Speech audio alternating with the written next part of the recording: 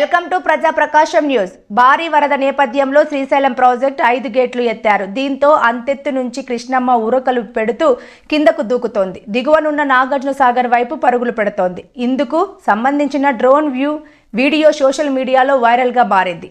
కాగా కృష్ణమ్మ పరవళ్లు తొక్కుతుండటంతో వీక్షించేందుకు పర్యాటకులు పోటెత్తుతున్నారు. దీంతో శ్రీశైలం డ్యాం ఆలయం వద్ద సందడి నెలకొంది.